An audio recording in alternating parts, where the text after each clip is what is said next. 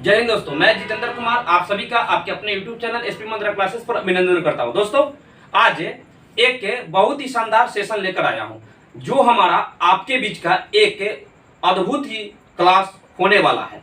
ये दोस्तों हमारा जो क्लास है वर्क और वेजेस का क्लास रहेगा। वर्क यानी काम, वेजेस यानी मजदूरी, तनख्वाह, या हम लोग ऐसे कर सकते हैं दोस्तों, जब हम कोई काम करते हैं तो उसको भाड़ा लेते हैं ना, आप उसको भाड़ा भी कर सकते हैं, वेजेस का मतलब। ठीक है दोस्तों, इस चैप्टर के माध्यम से आज मैं आपको उन तमाम टाइप्स को कराने वाला हूं जो बहुत सारे एग्जाम में बराबर क्वेश्चन इससे पूछे जाते हैं।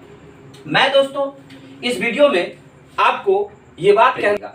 तो दोस्तों वीडियो को अभी शुरू करने से पहले कुछ बात और कहना चाहूंगा। दोस्तों यदि अभी तक आपने चैनल को सब्सक्राइब नहीं किया है तो चैनल को सब्सक्राइब कर लीजिए, बेल आइकन को दबा दीजिए। और चलिए दोस्तों शुरू करूंगा, धैर्यपूर्वक वीडियो में बने रहिएगा।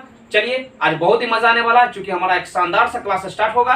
दोस्तों ध्यान दीजिए, हमारा जो ये टॉपिक है ये वर्क एंड वेजेस से रिलेटेड है। वर्क एंड वेजेस यानी कि कार्य और मजदूरी। दोस्तों एक बात इसके बारे में थोड़ा सा छोटी सी बात है, उसको समझना है। हम लोग जो काम करते हैं वह काम करते क्यों हैं? काम इसलिए करते हैं ताकि हमें पैसा मिल सके। हम लोग नौकरी क्यों करना चाहते हैं? ताकि हमें पैसा मिले। हम लोग किसी के यहाँ कंपनी में काम क्यों करते हैं? ताकि हमें पैसा मिले। अर्थात दोस्तों जो हमारा पैसा है वही तो हमारा मजदूरी है, चाहे वो हम प्राइवेट सेक्टर में करें चाहे गवर्नमेंट जॉब में करें, पैसा तो हमें मिलेगा ही। जो भी जैसा काम करेंगे पैसा हमें मिलेगा। प्राइवेट में और सरकारी में क्या अंतर है? सरकारी में दोस्तों यदि हम काम करते हैं तो हमें एक निश्चित पैसा उसमें रहता है। जैसे कि कहने का मतलब क्या है कि हमारे और अन्य व्यक्तियों में कोई तुलना नहीं होता है। काम करें या थोड़ा सा ढिलियाई भी दे देते हैं, काम करना है, हमें 10 बजे पहुंचना है, 11 बजे पहुंचते हैं, उन सभी को करते हुए देखा जाए तो सैलरी हमें एक समान ही मिलता है। परंतु प्राइवेट सेक्टर में क्या होता है, जितना ज्यादा हम काम करेंगे उस हिसाब से हमें पैसे उतना ज्यादा मिलेंगे। काम कम करेंगे पैसे कम मिलेंगे, अधिक काम करेंगे पैसे अधिक मिलेंगे। दोस्तों तो आज का जो हमारा टॉपिक है उसी से रिलेटेड है कि हमारा जो काम और मजदूरी ये दोनों जो है दोस्तों एक दूसरे के बीच संबंध रखता है, पारस्परिक संबंध रखता है।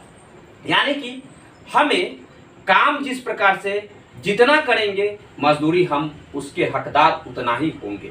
दोस्तों इससे पहले जो हमने आपको पढ़ाया था टाइम एंड वर्क, उसमें मैं आपको चर्चा किया था टाइम से रिलेटेड। उसमें टाइम की चर्चा थी, व्यक्तियों के काम उसके समय से रिलेशन रखता था, लेकिन इसमें काम जो है मजदूरी से कनेक्शन रखता है। दोस्तों तो मजदूरी से जो ये कनेक्शन रख रहा है इसका मतलब क्या है? हाँ, कभी कभी ऐसा भी कर सकता है कि इसमें दिनों की चर्चा करेगा, तो दिन के बारे में चर्चा करेगा तो उससे हम दिन को प्रश्नों का देख करके दिन के अनुसार उसको हल करेंगे।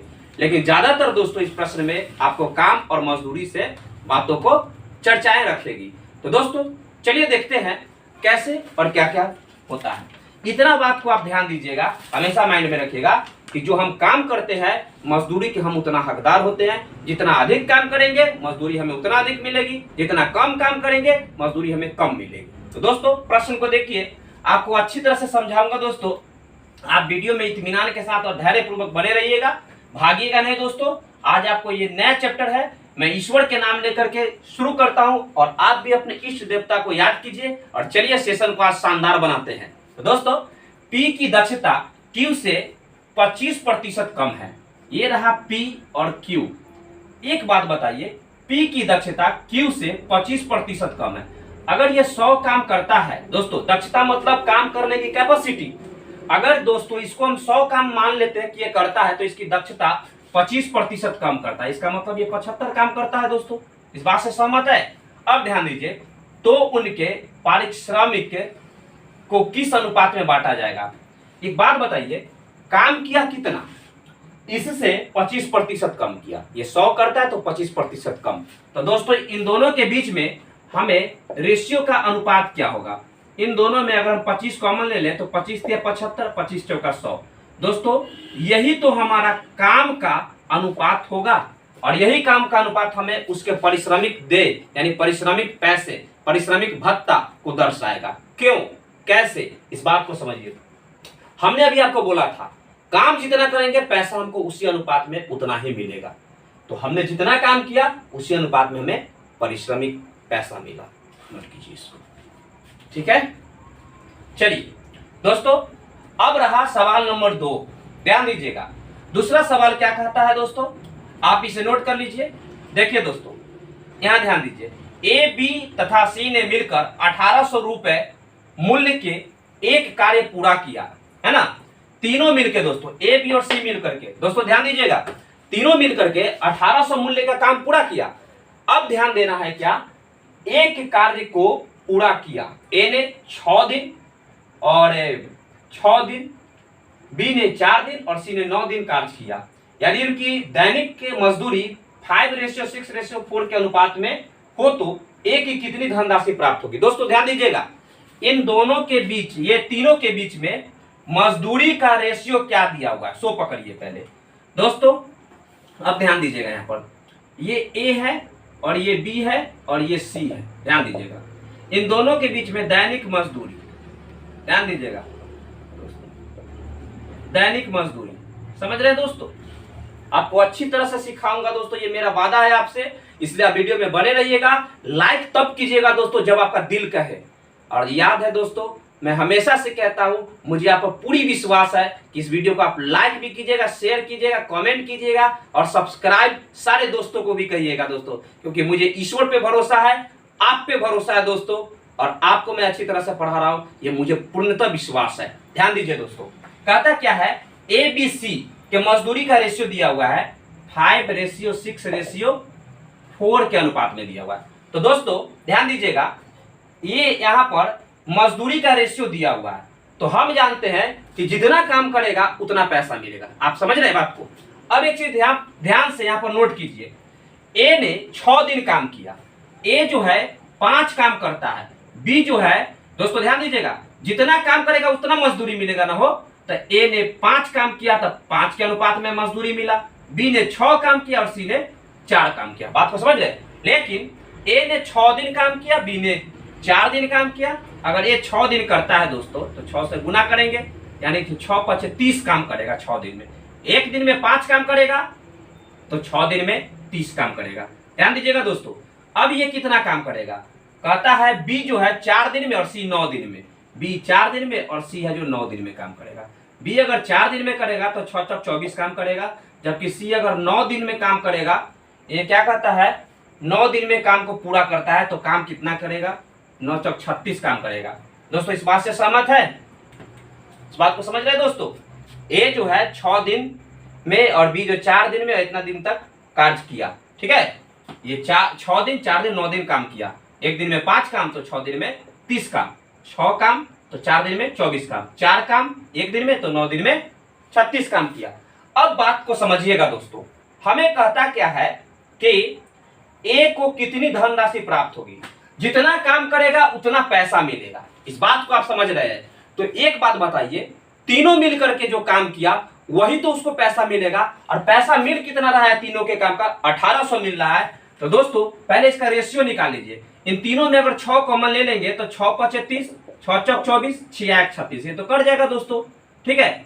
अब ध्यान दीजिए, ये अनुपात में पूरे काम का जो योग है कुल मजदूरी के बराबर होगा, क्योंकि जितना काम उतना पैसा। तो 6 व 4 10 5 15, अनुपात में 15 दोस्तों कितने के बराबर होगा, 1800 के बराबर होगा। तो अनुपात 1 का वैल्यू कितना हो जाएगा दोस्तों, ये 15 एकम 15 और 15 दूना 30 और 0 120। तो दोस्तों ए की मजदूरी पूछ रहा है, तो ए की मजदूरी क्या होगा, ध्यान दीजिएगा। ए जो है काम कितना कर रहा है दोस्तों, ध्यान दीजिए, ए जो है 5 काम कर रहा है, ठीक है ना। तो मजदूरी कितना होगा, यानी 1 का 5 अनुपात में काम है, तो 5 × 120, यानी कि दोस्तों 6×5 ये 12×5 60 और 0, यानी कि 600 रुपया इसको मजदूरी मिलेगा। किसको, ए को, यानी कि ए को धनराशि प्राप्त कितना हुआ, 600 रुपया का। इस बात से सहमत है दोस्तों। तो चलिए इसको नोट कीजिए। तो चलिए दोस्तों एक प्रश्न को देखते हैं इसी टाइप का, क्या कहता है, ध्यान दीजिएगा दोस्तों। ए, बी तथा सी 550 रुपए के लिए कार्य की संविदा करता है ना। 550 रुपए के काम को लेता है दोस्तों, ध्यान दीजिएगा। ए, बी और सी मिल करके, ए तथा बी मिलकर कार्य का 7/11 हिस्सा कर लेता है, तो सी को मिला हिस्सा की धनराशि क्या है दोस्तों। रेशियो एंड प्रोपोर्शन में मैंने आपको हिस्सा वाला प्रश्न पढ़ाया था कि ए को और बी को जो दोनों का जो हिस्सा मिल रहा है, ए को कितना मिल रहा है और शेष बी को कितना मिलेगा। इस पर मैंने आपको टाइम एंड वर्क में भी पढ़ाया था दोस्तों, और रेशियो एंड प्रोपोर्शन में भी पढ़ाया था। तो उसी प्रकार से इसमें समझना है। एक बार मैं फिर से रिपीट करना चाहूंगा दोस्तों, ध्यान दीजिए। अगर 4 काम, मान लीजिए कोई काम है, इस काम को अगर 4 हिस्सा में बांट दिया गया, बात को समझ रहे, कोई काम है उसको 4 हिस्सा में बांट दिया गया, 4 हिस्सा में बांट दिया गया, और कोई व्यक्ति है उसके चारों हिस्से में से एक काम कर लेता है। कोई व्यक्ति आया, कहा कि मैं एक काम को कर दूंगा। दोस्तों ध्यान दीजिएगा क्या कहता है। सो इसने कहा क्या कि मैं एक हिस्सा का काम कर दूंगा। दोस्तों काम था कितना, टोटल 4 काम था, एक हिस्सा कर दिया, ठीक है।